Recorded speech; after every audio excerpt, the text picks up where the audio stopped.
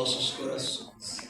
Daniel capítulo 1, versículo 8. Se você não encontrar, está sendo projetado aqui atrás. Certo? Daniel capítulo 1, versículo 8, vamos lá? Leitura da palavra. Diz assim: Daniel, contudo, decidiu não se tornar impuro com a comida e com o vinho do rei. E pediu ao chefe dos oficiais permissão para se abster deles. Vamos recapitular.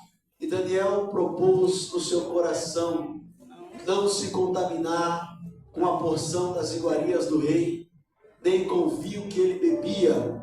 Portanto, pediu ao chefe dos eunucos que lhe permitisse não se contaminar. Amém? Curve sua cabeça um instante de oração. Pai bondoso Deus, Senhor, fizemos menção da Tua palavra, a palavra esta santa, fiel e verdadeira. Senhor, já cantamos, já oramos, já adoramos na beleza da Tua santidade. É chegado agora o momento de Te ouvirmos, Senhor, ouvirmos a Tua voz, Te escutarmos. Fale conosco, queremos Te ouvir, queremos Te escutar. Fale por bondade, por graça, por misericórdia. Abre os nossos corações, ó Deus, e tens total liberdade de operar em nosso meio durante a ministração desta palavra. A casa é tua, o ambiente é teu. Sê conosco, em nome de Jesus. Amém. Se assente, dê uma salva de palmas bem forte para Jesus. Aleluia.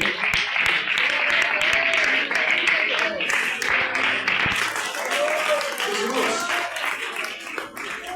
o tema dessa celebração, texto que dá a tônica dessa noite, ele está lá no livro do Evangelho de Mateus, no capítulo 5, versículos 13 e 14, em que Jesus diz: vocês são o sal da terra.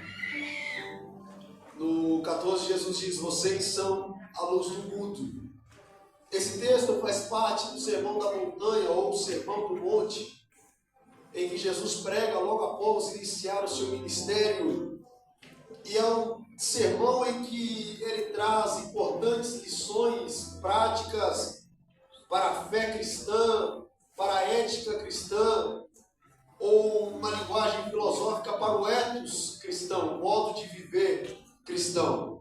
É um sermão radical, é um sermão revolucionário, é um sermão provocativo, é um sermão muito profundo, em que ele nos faz repensarmos, revisitarmos e darmos uma nova significação para a nossa posição diante do mundo. E aqui que entra o título dessa linda celebração que estamos nesta noite: posicionados.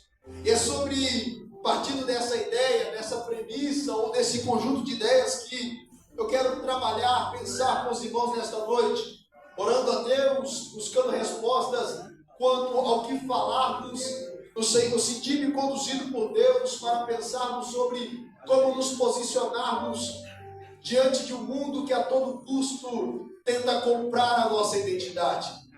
Como nos posicionarmos diante de um mundo ou de um sistema que a todo momento tenta comprar os nossos valores, comprar os nossos princípios. Como nos posicionarmos diante de um sistema que quer fazer com que negociamos aquilo que Deus nos deu, saiamos da posição que o Senhor nos colocou e possamos abrir mão daquilo que o céu estabeleceu sobre nossa vida.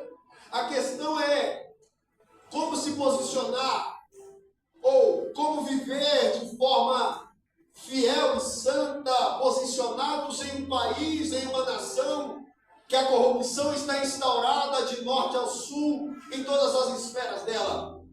Como se posicionar em santidade, em fidelidade, diante de uma nação que valoriza o ser esperto, ou o famoso jeitinho brasileiro. Como se posicionar diante de um sistema evangélico brasileiro que substituiu a mensagem da cruz pela teologia da prosperidade. Como se posicionar em santidade, em fidelidade, diante de um sistema evangélico brasileiro que ovelhas viraram negócios, igrejas viraram sistemas empresariais, pastores viraram coaches da fé, discipulado virou network e a gente vê uma bagunça. Como se posicionar diante desse cenário?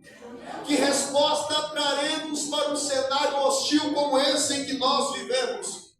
Qual será o nosso comportamento? Qual resposta daremos para este mundo? É diante dessas questões que eu quero pensar com vocês a nossa realidade, a partir da realidade de Daniel. Porque Daniel, ele nos traz respostas para esses questionamentos. Daniel, ele nos traz resposta de como se posicionar, como se manter em fidelidade, como se manter na posição, como não se contaminar com aquilo que a Babilônia oferta, como não se perder no mundo cheio de propostas, como continuar sendo luz no mundo cheio de trevas, como se permanecer fiel na palavra da verdade. Para te contextualizar, Daniel, ele está num cenário de reino dividido. Você sabe, monarquia israelense, ela teve 3 reis que manteve a união do reino: Saul, Davi e Salomão. Por causa do pecado de Salomão, Deus rasga o reino, divide o reino. 10 tribos ao norte, formando o reino do norte, Israel, capital em Samaria. 2 tribos ao sul, formando o reino do sul, com a capital em Jerusalém. O reino do norte se desvia do caminho de Deus muito cedo. Eles passam a abandonar a adoração a Deus e adorar outros ídolos. Em 721, aproximadamente, Deus levanta os assírios para levá-los cativos para a Síria. Judá vive períodos de inconstância. Ora adora a Deus, ora adora outros ídolos, caminhando conforme o seu rei que assumia, caminhava. E Judá vive nessa inconstância até que em 606 Nabucodonosor leva os cativos para a Babilônia. E aqui nós já temos um princípio muito interessante para nós analisarmos, porque Judá andava conforme o seu rei. Se o seu rei decidisse seguir a Deus, Judá estaria lá. Todavia, se o rei decidisse adorar a outros líderes, outros ídolos, Judá acompanharia. Judá não se posicionava, Judá vivia uma inconstância, Judá não tomava uma decisão, sempre guardava um ídolo, sempre guardava um altar a outros deuses. Isso aqui nos ensina que quem não se posiciona em verdade, de verdade, nunca viverá conforme Deus quer que ele viva. Isso aqui nos ensina que quem não se posiciona na verdade sempre vai caminhar para onde o vento sopra. Isso aqui nos ensina que quem não se posiciona de verdade sempre caminhará conforme a moda da vez. Se a moda é ser evangélico, ele vai ser evangélico. Se a moda é seguir outras religiões, ele vai seguir outras religiões. Mas esta noite é uma noite propícia em que Deus está esquadrinhando os nossos corações, em que Deus coloca um espelho diante de nós e nos mostra os nossos posicionamentos e diz: está na hora de reaver a sua posição. Levante a sua mão,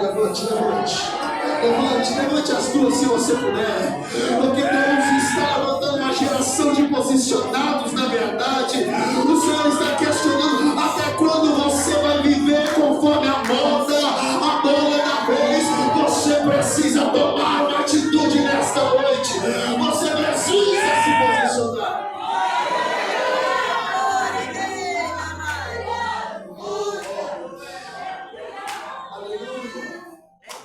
E aí a gente vai olhando e percebe que você tem reino dividido e você tem uma religião deturpada. Porque os dias de Daniel e os dias que antecedem Daniel são dias em que o povo rejeitou a palavra de Deus, rejeitaram a voz de Deus, abandonaram as reformas feitas por Josias. A situação é catastrófica. A palavra de Deus não tem nenhuma valia. Jeremias, contemporâneo de Daniel, lá no capítulo 36 de seu livro, ele diz que o rei Joaquim pegou o livro de Deus que continha as palavras de Deus, rasgou e queimou. Ezequiel, que também era contemporâneo de Daniel, lá no capítulo 8 do seu livro, ele tem uma visão de que na entrada do templo havia um ídolo que causava ciúmes no Senhor. E quando ele entra dentro do templo, os líderes, os anciãos haviam se corrompido e os sacerdotes também. E o estado do povo reflete a liderança. O estado do povo reflete a posição que a liderança toma. Roma. Se você tem uma liderança que se corrompe, que não se posiciona, como é o caso de Judá, o povo todo vai seguir a liderança. E você parece que a gente está fazendo um relato dos nossos dias. Parece que quando nós analisamos esse contexto, nós estamos vendo os dias atuais, em que líderes cristãos negociam a verdade e abrem mão dos seus posicionamentos em troca de poder político. A gente vê pastores que trocam o poder da palavra pelo poder da Câmara dos Deputados e dos vereadores. Nós vemos pregadores que negociam a fidelidade à palavra, o posicionamento na palavra para ganhar visualizações na internet. Nós vemos cantores que negociam a sua moral para ganhar oportunidades nos púlpitos de nossas igrejas. Nós vemos ministros que abrem mão da mensagem da cruz, numa tentativa de ser conhecido, numa tentativa de ser famoso, abrem mão de posicionamentos, abrem mão da verdade, mas Deus levantará uma geração verdadeira.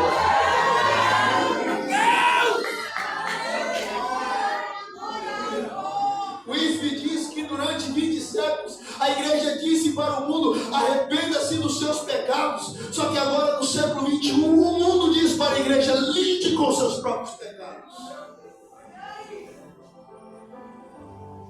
Que posicionamento temos tido diante do evangelicalismo brasileiro que cresce, mas não transforma? Que posicionamento nós temos tido? Qual é a condição da nossa, qual é o reflexo da nossa espiritualidade, religiosidade diante de um evangelicalismo brasileiro que atinge 28% da população, com a previsão de que até 2030 sejamos a maioria religiosa, mas não transformamos ninguém, não mudamos ninguém? Que evangelicalismo é esse? Que posicionamento é esse que temos? Diante de que caminhamos para ser maioria religiosa, mas das vítimas de violência doméstica das mulheres, 48% se identifica como evangélicas. Que evangelicalismo é esse que nos posicionamos em que no Brasil a cada 2 casamentos um termina em divórcio? Que posicionamento é esse que nós temos tido em uma realidade em que jovens crescem o número de jovens que não se identificam com a religião institucionalizada? Que posicionamento é esse que nós temos tido? Eu sei que é uma palavra que não queremos ouvir, é uma palavra que nos confronta, é uma palavra que expõe a nossa religiosidade vazia, mas ao mesmo tempo eu louvo a Deus por esse tema, porque é um tema em que o Senhor nos confronta e diz: está na hora de mudar. Está na hora de você mudar, está na hora de se posicionar de fato. Sabe o que é interessante? Que mesmo em uma geração corrompida, Deus sempre preserva alguns. No meio de uma geração que se perde, Deus sempre mantém alguns posicionados. Quando o sacerdócio se corrompe, Deus tem um menino chamado Samuel. Quando os profetas se perdem, Deus tem o Micaías que persevera na palavra. Quando o rei abandona a vontade de Deus, ele tem Davi que não negocia. Quando todo o povo se corrompe, Elias ainda tem 7 mil no seu lugar. Priscila, Deus sempre terá Enoque. Deus sempre terá Noé. Pastor Wilson, Deus sempre vai ter os seus Abacuques. Deus sempre vai ter Josias, que não se vende, que não se prostra, que não negocia, que não abre mão da promessa, que não sai do lugar que Deus colocou. A grande questão é: cadê os Elias de Deus? Cadê os Enoques de Deus? Os Abacuques de Deus? Vamos lá. Daniel capítulo 1. Daniel começa o seu livro situando histórico geograficamente. Judá sitiada, invadida, templo saqueado, e parte da população é levada para Babilônia. Tem um detalhe aqui: Babilônia era uma das civilizações mais antigas que se tinha. Ela aparece na Bíblia, lá em Gênesis capítulo 10, versículo 10, tendo a indicação de que foi fundada por um homem chamado Nimrod. E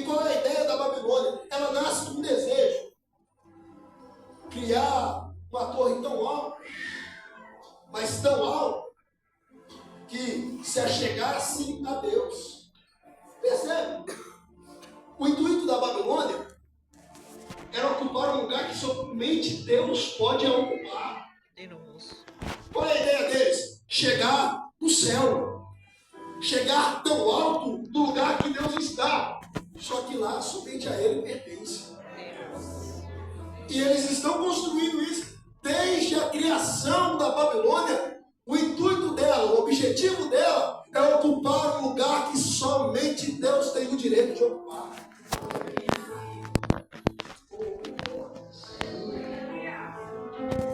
Jesus.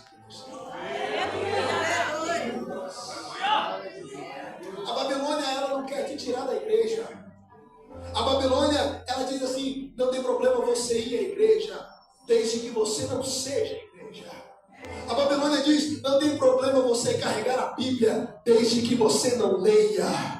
Não tem problema você dizer que é crente, desde que Deus não ocupe o primeiro lugar na sua vida.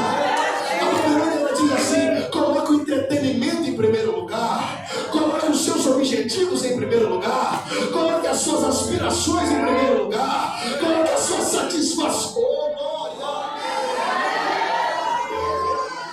A Babilônia diz assim: falta do culto. Seu filme está estreando no cinema. Falta do culto. Começou um novo episódio da sua série. Para quem na ceia, seu time joga hoje. Para quem acordar cedo para ir no ciclo de oração, você está cansado. Percebe? A ideia da Babilônia: ocupar um lugar que somente Deus. Somente Deus. Olha para cá. Só que PDA Sapopemba, Expansão Sapopemba, é formado por jovens e pessoas que já decidiram e se posicionaram. O primeiro lugar é dele. Glória a Deus. A prioridade é dele. O trono quem se assenta é ele. O lugar mais elevado e importante é dele. E a Babilônia se torna uma cidade grande, poderosa, o centro de formação de ídolos, o panteão de deuses. E o povo é levado para lá. A Babilônia não representa apenas o império histórico. Não. Ela representa um sistema que milita contra Deus e a sua vontade. E o povo é exilado lá. É levado para lá. E quando a gente pensa em exílio, nós estamos falando de um povo que é tirado da sua terra. É levado para outro lugar. Na condição de escravo. Sem identidade. Sem voz, sem valor nenhum. Tirado da sua casa, só que vive sonhando com o momento de voltar para casa. Tirado do lugar que estava, do lugar de origem, levado para um outro lugar, onde está sendo escravizado e oprimido, mas vive sonhando com um dia em que retornarão para casa. Gonçalves Dias, advogado e poeta brasileiro, em 1843, quando estava em Lisboa estudando direito, ele fez um poema sobre a saudade da sua terra. Ele dizia no poema que no Brasil, na sua terra natal, tinha palmeiras, tinha sabiás, tinha primores ou belezas que não havia ou não tinha onde ele estava. Isso reflete o estado da sua alma, saudade. Saudade da sua pátria. Saudade do seu lugar de origem. Agora pensa na nossa realidade, em que a nossa pátria não se limita a palmeiras ou sabiás. A nossa pátria tem um rio que sai do trono de Deus. Glória a Deus. A nossa pátria, as ruas são de ouro.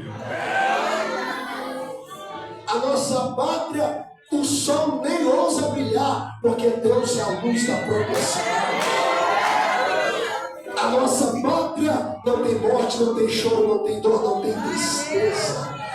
Aí a Babilônia vai falar: esquece Jerusalém, esquece a sua pátria, vocês estão aqui, mas a nossa resposta: não tem como esquecer o lugar da onde eu vim, porque Jesus me fez uma promessa e Ele vem me buscar. Essa é a nossa realidade. Exilados, peregrinos, todavia com os dias contados para voltar para casa. É por isso que não podemos abrir mão dos nossos posicionamentos. É por isso que não podemos abrir mão da nossa ética, por mais que a proposta seja boa, por mais que a proposta seja incrivelmente boa. Nenhuma proposta se compara com a pátria que Deus te dará. Nenhuma proposta se equipara ao lugar em que Ele nos levará. Agora Daniel está na Babilônia. E Nabucodonosor diz que os jovens precisavam estar na corte. E aí ele coloca 3 exames ou filtros para escolher quem serviria na corte. O primeiro, qualidades sociais. Deveria ser da linhagem real e dos nobres. Segunda, qualidades físicas e morais. Jovens sem nenhum defeito e de boa aparência. Terceiro, qualidades intelectuais. Instruídos em toda sabedoria, ciência, conhecimento e versados para estar no palácio. Nabucodonosor convoca a elite judaica para servir e com uma proposta muito boa. 3 anos de preparação e quando termina a preparação, você já sai daqui para servir na corte do rei. Irmão, pensa nessa proposta. Você é peregrino, exilado, longe de casa e escravo. O rei diz para você: vem para o palácio, come aqui, vive aqui durante 3 anos e depois trabalha para mim. A proposta é excelente. A proposta é muito boa. Só que se você aceitar a proposta, você se submete a Nabucodonosor. Se você aceitar a proposta, você perde a sua identidade. Se você aceitar a proposta, você perde a sua originalidade e você se torna só mais um. A proposta é: vem pra cá que eu te dou fama. Vem pra cá que eu te dou sucesso. Vem pra cá que eu te dou prestígio. Mas abra mão dos seus posicionamentos. Abra mão das suas virtudes. Abra mão da aliança com o seu Deus. Porque ao mesmo tempo que você recebe o sucesso, você perde a sua comunhão. Que resposta daremos para isso? Como responderemos diante de uma proposta boa como essa? E quando nós pensamos na contaminação que essa proposta dá, nós temos 3 contaminações. Primeiro, é espiritual. Os nomes de Daniel, Ananias, Azarias, Misael eram nomes proféticos de adoração a Deus. E agora são trocados por outros nomes, numa tentativa de mudar a mentalidade, de esquecer, fazê-los esquecer o Deus deles. A segunda contaminação física, mude a alimentação deles. Eles vão comer aquilo que o rei come, que é consagrado aos deuses babilônicos. A terceira, mental. Ensine a nossa cultura. Ensine a nossa língua. Ensine a nossa forma de ver o mundo. E aí a gente percebe que essa é a ideia babilônica dos dias atuais. Contamine os nossos jovens. Muda a mentalidade deles. Mude a cultura deles. A ideia babilônica atual é: cantem aqui, vivam aqui, se conformem com tudo isso. Esqueça Jerusalém. Esqueça o céu. Esqueça que Jesus te fez uma promessa. Se conforme com fome, coma aqui, se alimente com aquilo que o mundo te oferece. Esqueça os seus posicionamentos, esqueça os seus valores, esqueça as suas convicções, esqueça a verdade da palavra, porque esquecendo isso você tem sucesso, você tem prestígio, você tem fama. Infelizmente tem gente aceitando a proposta. Infelizmente tem jovens se sujeitando a isso. Infelizmente tem jovens abrindo mão de Jerusalém. Infelizmente tem obreiros abrindo mão de Jerusalém. Infelizmente tem líderes abrindo mão de Jerusalém. Infelizmente tem senhoras e senhores abrindo mão de Jerusalém. Tem gente negociando o pão da vida para comer o pão de Nabucodonosor. Tem gente negociando o céu para viver na Babilônia. Tem gente trocando a água da vida pelo vinho que o rei dá. Mas Deus está dizendo: se posicione. Se posicione. Se posicione. Se posicione. Diga não, aqui não, Babilônia. Aqui não, Nabucodonosor. Aqui não, Império das Trevas. Aqui não, proposta do inferno. Aqui não, aqui não.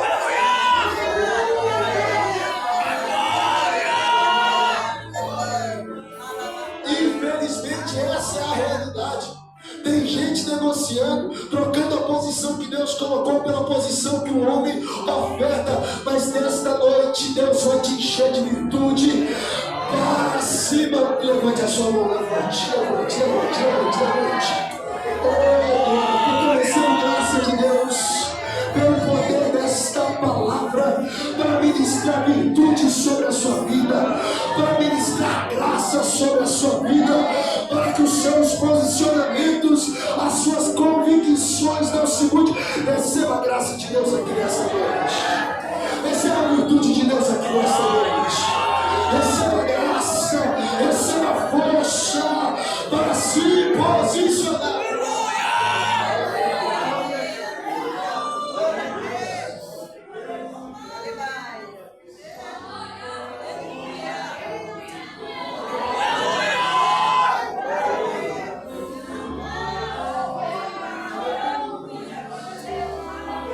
Deus está te tomando pela mão aqui nesta noite e te dizendo: eu estou te enchendo para você se posicionar.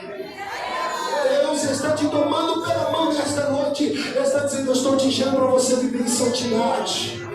Eu estou te enchendo para você viver em intimidade com Ele. Chega de aceitar as propostas da Babilônia. Chega de viver nessa transigência, abrindo mão dos seus valores.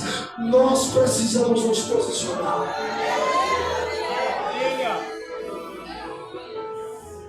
Só que Daniel sempre diz: eu estou no meio de vocês, mas eu não sou como vocês. Eu ando por onde vocês andam, mas eu não sou vocês. Eu tenho ocupações junto com vocês, mas eu não sou como vocês. E isso aqui não é no sentido de ser melhor, mas é no sentido de posicionamento. Eu estudo com vocês, mas o meu posicionamento é a palavra. Eu trabalho com vocês, mas o meu posicionamento é a palavra. Eu visito ambientes que vocês visitam, mas o meu posicionamento é a palavra. Eu ando pela palavra, me alimento da palavra, bebo da água que a palavra me dá. Aleluia!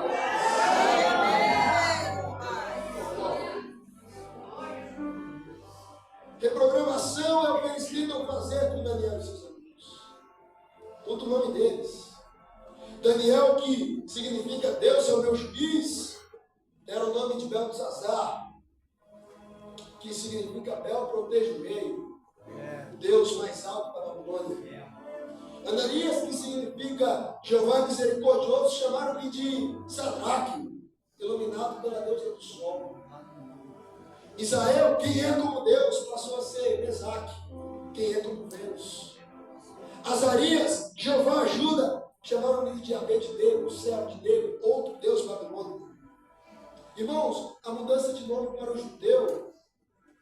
algo que a nossa mentalidade ocidental não compreende. Porque para o judeu, o nome era importantíssimo. A história deles estava no nome. A identidade deles estava no nome. Então não é uma simples mudança de nome. É uma mudança de mentalidade. Glória a Deus. É uma mudança de identidade. É tentar tirar a parte integral do ser, do indivíduo. É uma tentativa de varrer o nome de Deus da memória deles, do coração deles. É uma tentativa de cativar a mente. E aqui está o detalhe. Se a Babilônia cativa a mente, se a Babilônia varre o nome de Deus da mente, os cultos para você serão uma mera reunião social. Se a Babilônia cativa a sua mente, a Santa Ceia vai ser só pão e suco. Se a Babilônia cativa a sua mente, a Bíblia vai ser só mais um livro.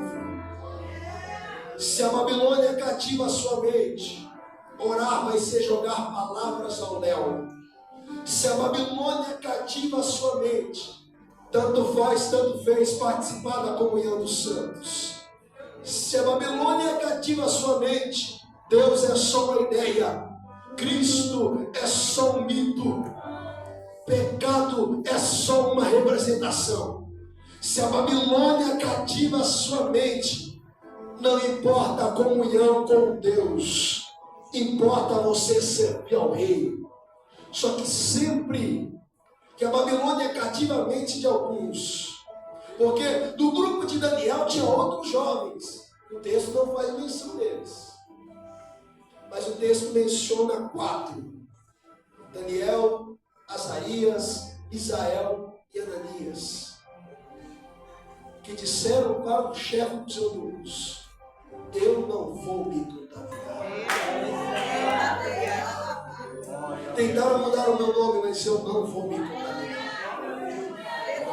Tentaram mudar a minha mentalidade, mas eu não vou me contaminar. Tentaram mudar a minha cultura, mas eu não vou me contaminar. Tentaram me fazer esquecer Jerusalém, mas eu não vou me contaminar. Tentaram me fazer esquecer os meus princípios, mas eu não vou me contaminar. Tentaram fazer esquecer tudo que eu vivi em Deus e no seu templo, mas eu não vou me contaminar. Tentaram me fazer esquecer do ciclo de oração que eu me derramei na presença de Deus, mas eu não vou me contaminar. Tentaram me fazer esquecer da minha comunhão com Deus, mas nós não iremos nos contaminar.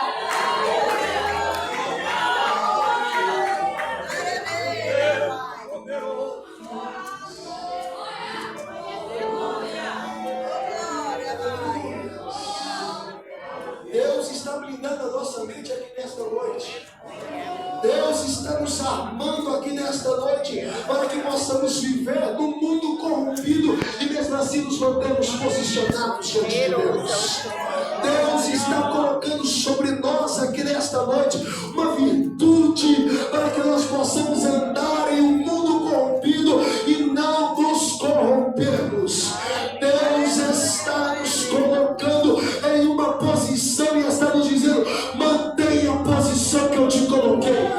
Se mantenha na posição que eu te coloquei. Porque é importante pensarmos isso, porque as propostas virão. As tentativas de mudança de mente virão. Tentarão suprimir Deus da nossa mentalidade. Nós vivemos aquilo que a sociologia chama de pós-verdade ou pós-modernidade. Não existe verdades absolutas. Há uma crescente rejeição da religião institucionalizada, mas uma busca por espiritualidade.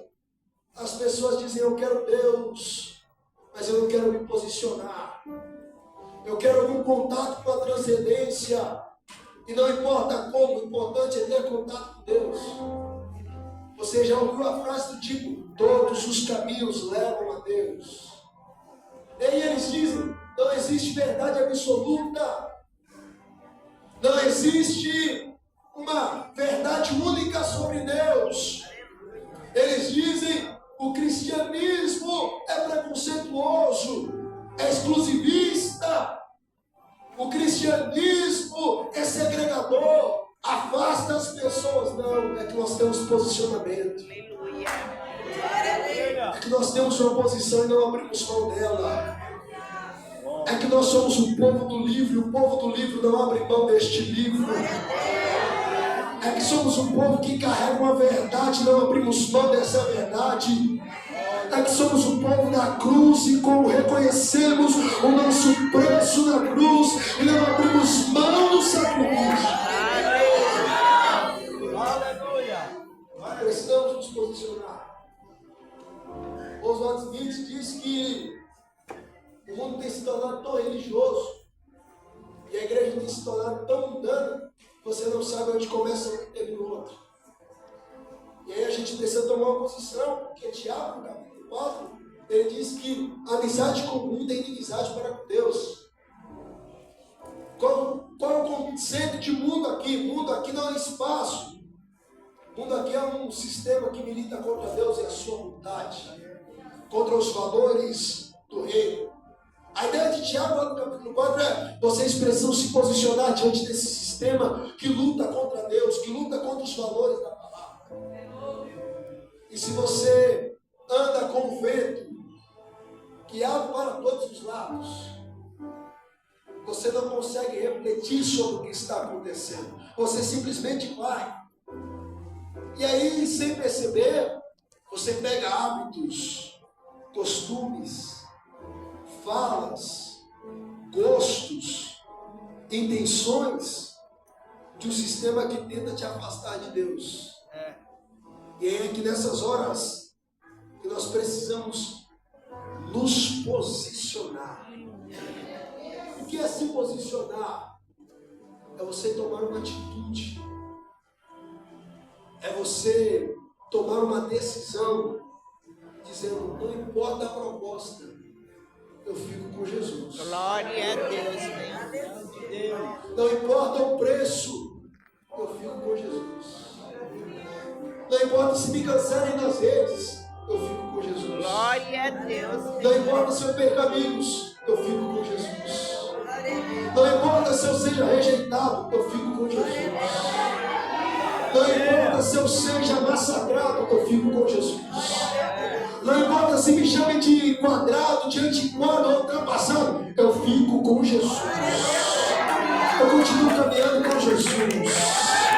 Eu sou Jesus. Eu ando com aquilo que Ele diz.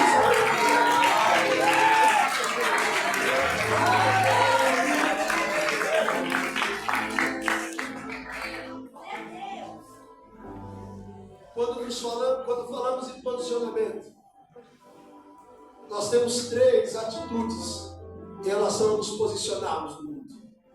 John Stott, no seu livro Cristão numa Era Secular, ele aponta isso. Ele diz: o primeiro posicionamento é a fuga.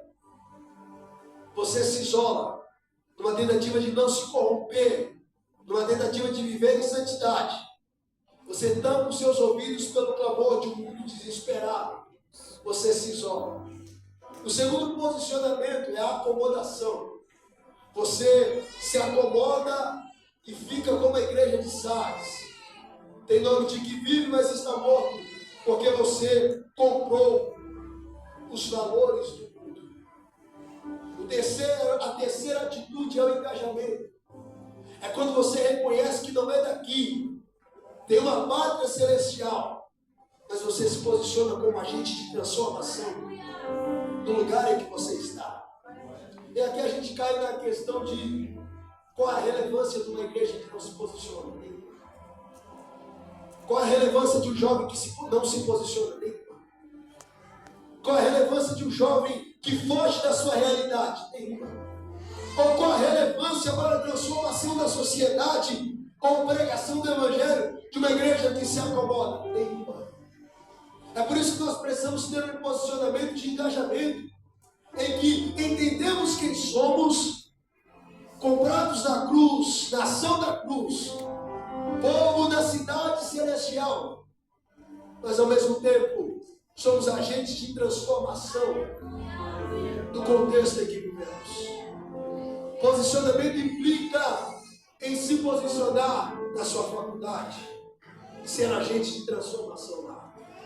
Se posicionar implica em tomar uma atitude de mudança no seu trabalho, no seu bairro, na sua casa. É muito fácil você fugir da realidade, tampar os ouvidos para o mundo que clama, como diz Orlando Boyer. O mundo perece, soluça, e não ser um agente que transforma, porque tem negligenciado o seu posicionamento. E é aí que nós precisamos mudar a nossa mente. Romanos 12. Não os conformeis com o mundo, mas transformai-vos pela renovação do vosso entendimento. Quatro problemas, conclusão. Nós vemos que Daniel vive dias de corrupção. Onde ele olha, a corrupção está instaurada. Se você abre um jornal, você vai perceber que a maior parte das notícias, ou grande parte delas, é sobre algum tipo de corrupção. Seja na esfera política, seja na esfera religiosa. E esse é os dias em que nós vivemos. Corrupção instaurada por todos os lados. Só que tem algo no texto bíblico interessante. Ezequiel capítulo 8. Ezequiel olha para o templo e vê corrupção instaurada no templo. Ele vê o povo que peca contra Deus deliberadamente. Sacerdotes pecando, anciãos pecando. Isso no capítulo 8 de Ezequiel. No capítulo 9 de Ezequiel, ele tem uma visão de um homem com vestes brancas. E esse homem no seu cinto carregava material de escrivão, uma pena para escrever e um recipiente com tinta. Diz Ezequiel no capítulo 9 que esse homem vem vindo, subindo para Jerusalém, que estava corrompida, que estava suja, que saíram do seu posicionamento, que abriram mão daquilo que Deus havia estabelecido sobre eles. Isso no capítulo 8. No capítulo 9, que esse homem vem subindo, uma voz diz para ele: faz um sinal na testa de todos aqueles que não se venderam. Faz um sinal na testa de todos aqueles que não se prostraram a ídolos. Faz um sinal na testa de todos aqueles que não se prostraram perante a outros altares. Aí vem um anjo andando por Jerusalém. Não se corrompeu, sinal na testa. Não adorou outros deuses, sinal na testa. Não negociou princípios, sinal na testa. Não abriu mão da verdade, sinal na testa. Não abriu mão dos seus princípios, sinal na testa. Marcados por não ter se corrompido, porque uma geração que não se vende tem a marca de Cristo. Uma geração que não abre mão dos seus posicionamentos tem a marca de Jesus. Você pode ver o peito, por gentileza? Quero orar com você. Feche seus olhos. Se possível, segura na mão desse crente do seu lado. Pergunte para ela qual é o seu posicionamento. Não, pergunta mais forte, mais forte. Pergunta para ele qual é a proposta que a Babilônia fez. Pergunta para ele, para ela, o que Nabucodonosor te prometeu. Agora com uma voz de profeta, diga para ele, rejeite. Não, com voz de profeta, diga, rejeite. Mais forte ainda, diga, recuse. Diga para ele ainda, não abra mão daquilo que Deus te deu. Não saia do seu posicionamento. Olha para cá. Talvez está faltando coragem para você se posicionar. Talvez tenha faltado coragem para você tomar uma atitude diante das situações que você está vivendo. Talvez está faltando força para você dizer para o pecado: pecado, eu não te quero mais. Talvez esteja faltando força para você enfrentar os vícios que você esconde. Talvez está faltando forças para você perseverar em santidade. Talvez está faltando força e você se sente cansado e não na calada da noite você diz: é só mais uma vez. E você abre mão dos seus posicionamentos. Você abre mão da fidelidade. Você abre mão da santidade. Você sai do lugar que Deus te colocou. Talvez você não tenha força para assumir a postura de um servo fiel dentro de casa, dentro do trabalho, da faculdade, do seu bairro. Mas hoje os céus têm força sobre a sua vida. Oh, aleluia. Oh, aleluia. Debaixo da palavra de Deus, do poder desta palavra, eu quero ministrar força sobre a sua vida. Eu quero ministrar virtude sobre a sua vida. Eu quero ministrar graça sobre a sua vida. Essa geração não venderá seus princípios. Essa geração não abrirá mão dos seus valores. Não sairá dos seus posicionamentos. Não ceda. Não abra mão daquilo que Deus te colocou. Não venda aquilo que Ele colocou sobre a sua vida. Debaixo desta palavra, receba graça. Receba virtude. Receba a unção dos céus para vencer o pecado, para vencer a Babilônia, para vencer a Nabucodonosor, para vencer as propostas do inferno. Receba virtude. Receba virtude. Receba graça. Receba poder. Receba força. Receba força aqui nesta noite. O mundo tem investido pesado. Eu sei que a proposta é boa, mas o céu está dizendo: rejeita. O mundo te prometeu sucesso, mas o céu está dizendo: rejeita. O mundo te prometeu fama, mas Deus está dizendo: rejeite a proposta. Não ceda. Não ceda, não sai do seu posicionamento. Pregador, eu estou cansado, então receba graça. Eu não aguento mais lutar, então receba força. Eu não tenho mais força para caminhar, receba virtude aqui nessa hora.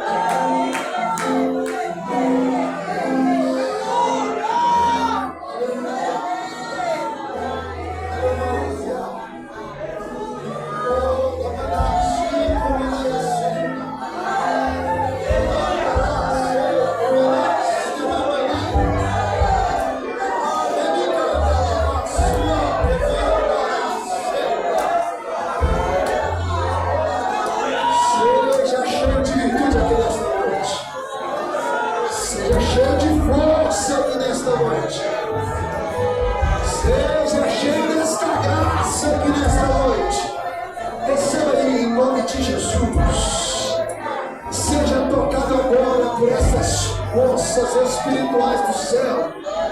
Bálsamo do céu está sendo ministrado sobre nós aqui nesta noite. Deus está dizendo: eu conheço as suas fraquezas, eu conheço o seu ponto fraco, mas eu estou te fortalecendo. Eu estou te fortalecendo.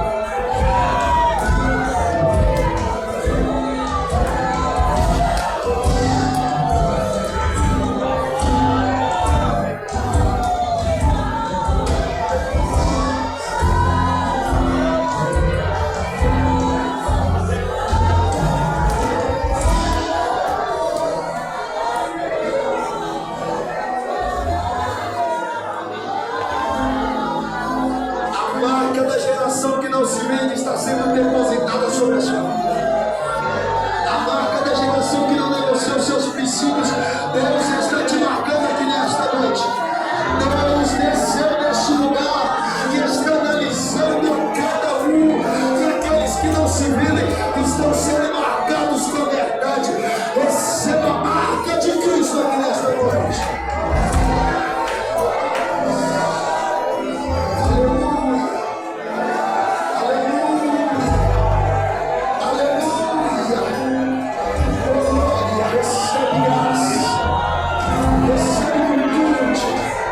recebe força, recebe renovo do céu aqui agora. Seja renovado aqui agora. Seja renovado aqui agora. Seja empoderado pelo Espírito agora.